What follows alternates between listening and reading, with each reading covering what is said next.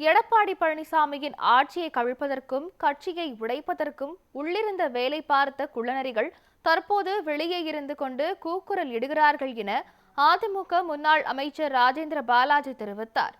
விருதுநகர் மாவட்டம் ஸ்ரீவில்லிபுத்தூர் அருகே மல்லி பகுதியில் மாவீரன் கிரிக்கெட் கிளப் சார்பில் நடைபெற்ற கிரிக்கெட் போட்டியில் வெற்றி பெற்ற அணிகளுக்கு பரிசளிப்பு விழா நடைபெற்றது. இதில் சிறப்பு அழைப்பாளராக அதிமுக முன்னாள் அமைச்சரும் விருதுநகர் மேற்கு மாவட்ட செயலாளருமான ராஜேந்திர பாலாஜி கலந்து கொண்டு வெற்றி பெற்ற அணிகளுக்கு பரிசு கோப்பையை வழங்கினார். தொடர்ந்து நிகழ்ச்சியில் பேசிய ராஜேந்திர பாலாஜி, தமிழகத்தில் மீண்டும் எடப்பாடி பழனிசாமியின் ஆட்சி வர வேண்டும் என மக்கள் பேசுவதாக கூறினார்.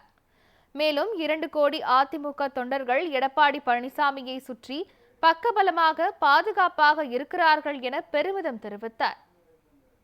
கலைகளை ஏவி திமுகவை திக்குமுக வைத்துக் கொண்டிருக்கிறார். அந்த அளவுக்கு 153 தொகுதிகளிலே, சட்டமன்ற தொகுதிகளிலே பிரச்சாரத்தை நடத்துகிற ஒவ்வொரு தொகுதிக்கும் நடந்த பிரச்சார கூட்டம் ஒரு மாநாடு. சொல்லுவார்கள், கட்சி பிளவுபட்டிருக்கு. எங்கே பிளவுபட்டிருக்கிறது? அண்ணா திமுக சரியாக இருக்கிறது. தேர்தல் வர இருக்கிறது. 2026 ஏப்ரல் மாதம் தேர்தல் வந்துவிடும்.